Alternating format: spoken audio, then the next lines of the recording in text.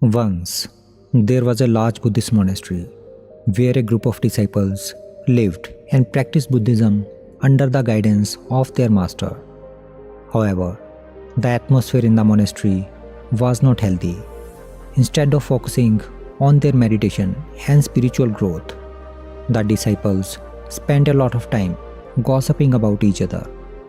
Among these disciples was one who stood out for his excessive talking. He would gossip about others and share stories he heard while collecting food from the nearby houses.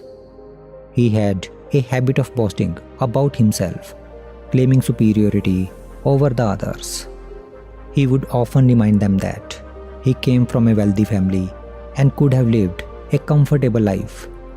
But he chose to seek truth instead. One day, the master decided to test his disciples.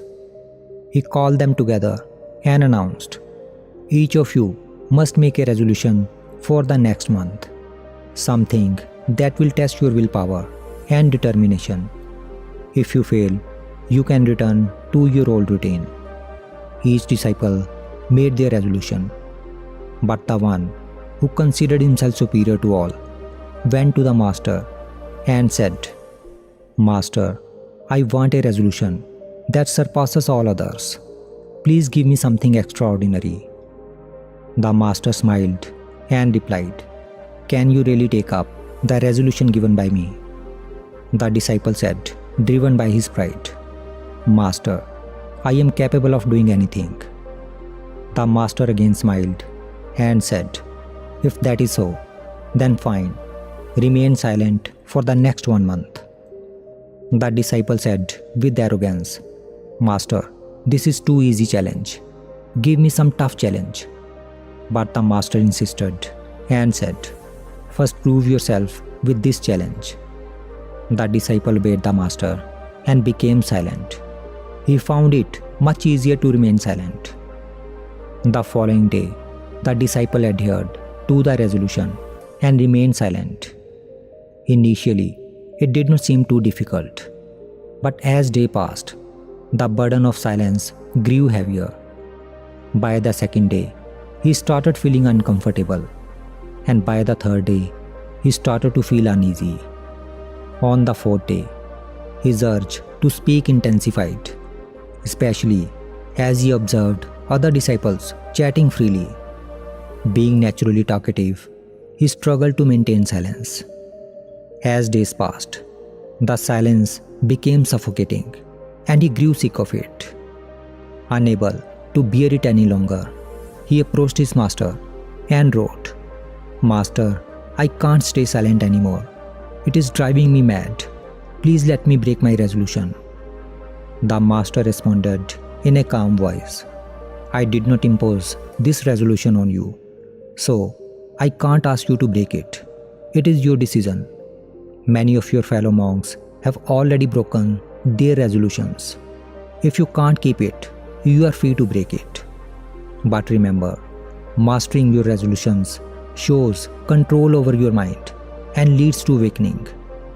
The disciple felt hurt by the master's words and came back to his room. He locked himself inside and started to spend most of his time in solitude. Despite the gossip and chattering around him, he remained silent, surprising everyone in the monastery.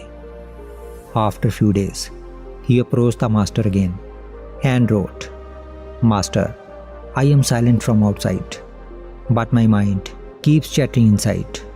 I am struggling with inner thoughts of my mind." The master advised him that, as long as he stays in the monastery, the voices of his fellow monks would continue to disturb him. Therefore, he should leave to some solitude place. Encouraged by this advice, the disciple left the monastery and went to the nearby forest. As a month passed by, the disciple's resolution period came to an end. But, surprisingly, he did not return to the monastery. This caused worry among the other disciples. They worried that he might have fallen prey to wild animals while wandering in the forest. However, The master remained optimistic. He felt there was a deeper reason behind the disciples' decision to stay away from the monastery. 2 months passed, but the disciple did not return. The whole monastery lost hope, believing that he had been eaten by wild animals. Even after 3 months, there was no news of him. Slowly and slowly, they began to forget about him. Then one day, suddenly, the disciple returned to the monastery. This caused a lot of surprise and joy to everyone in the monastery. However, he seemed different now. There was a remarkable calmness and peace about him that had not been there before. Excitedly, the other monks surrounded him and started questioning him. They noticed that he no longer seemed as impatient or talkative as before. His words flowed smoothly and sweetly. After chatting with the fellow monks, the disciple approached the master, bowed down to him, and asked, "Master, am I still silent? Is my resolution still on?" The master looked at him carefully and replied, "Yes, you are still silent. Your resolution is still on." The other disciples were taken aback and asked, "Master, he is talking to you. How can you say that his resolution of silence is still on?" The master calmly explained, "Yes, he is speaking, but from inside, his mind is completely silent. That's why I say his resolution is still on." Then the master turned to the disciple and inquired about his journey of the past 3 months. The disciple began to share, "Master, when I left the monastery, I appeared silent, but my mind was constantly thinking. I hoped that the deep forest would help to quiet my mind, but my attempts only made it more restless. Eventually, I stopped trying to forcefully control my thoughts and started observing my mind without judgment. Slowly and slowly, my mind began to calm down, and the restlessness started to fade away. I started to realize my past mistakes, like gossiping about others, considering myself superior to others, and talking unnecessary. As I was observing my mind was becoming free of impurities.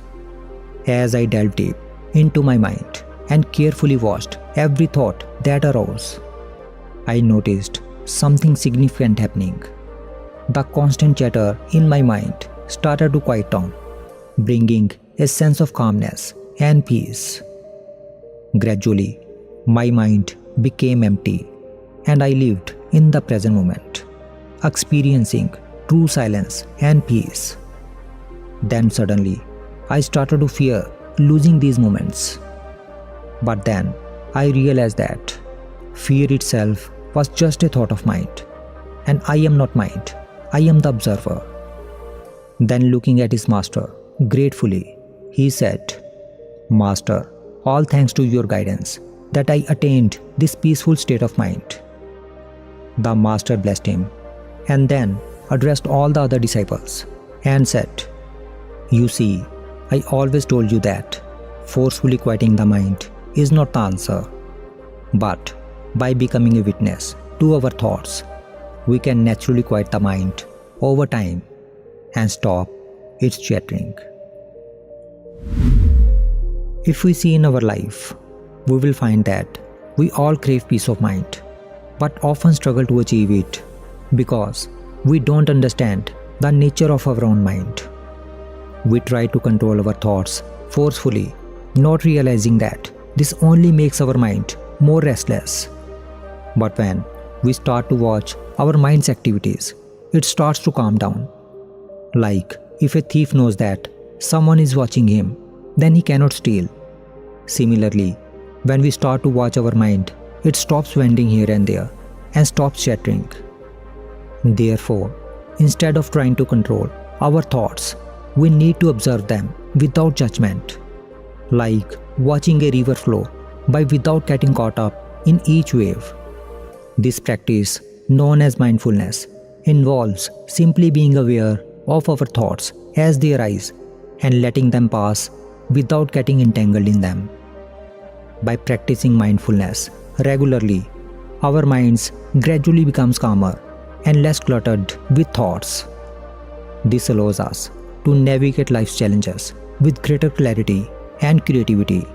We discover hidden talents within ourselves and find a deeper sense of peace and contentment in the present moment. So, if you want to quiet your mind and experience true peace, then take a moment to find a quiet place, close your eyes, and simply observe your thoughts as they come and go.